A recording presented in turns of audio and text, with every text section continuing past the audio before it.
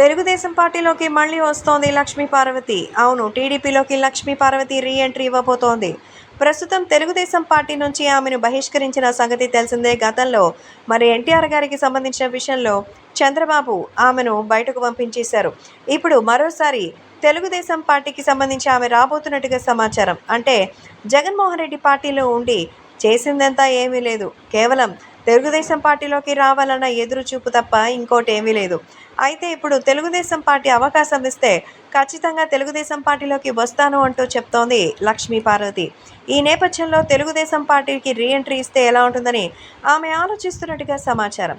ఖచ్చితంగా తెలుగుదేశం పార్టీలోకి వస్తే గనుక మంచిగా విజయం సాధించి ఈరోజు మంచి పేరు ప్రఖ్యాతులు చేసినటువంటి సంగతి తెలిసిందే. అందుకే అభిమానులు కూడా లక్ష్మీ పార్వతిని తెలుగుదేశం పార్టీలోకే తీసుకోండి అంటూ కోరుకుంటున్నారు. మరి చంద్రబాబు నాయుడు ఈరోజు మన ఆంధ్రప్రదేశ్ సీఎంగా అద్భుతమైన పరిపాలన కొనసాగిస్తున్న నేపథ్యంలో చంద్రబాబు అనుకున్నదే తడువుగా ప్రజాభిమానంతో ఎంతోమంది పెట్టుబడులు పెట్టడానికి వస్తున్నారు. దీంతో అమరావతిని అద్భుతంగా రాజధానిగా మలచడానికి ప్రయత్నం చేస్తున్నారు. ఈ నేపథ్యంలో తెలుగుదేశం పార్టీ అవకాశం ఇస్తే మరి నేను తెలుగుదేశం పార్టీకి సేవ చేస్తానంటున్నారు లక్ష్మీ పార్వతి. మరి చంద్రబాబు నాయుడు ఎన్నో అవమానాలు పడి ఎన్నో ఇబ్బందులు ఎదుర్కొని ఈరోజు ఈ స్థాయిలో పూర్వ వైభవాన్ని సొంతం చేసుకోగలిగారు.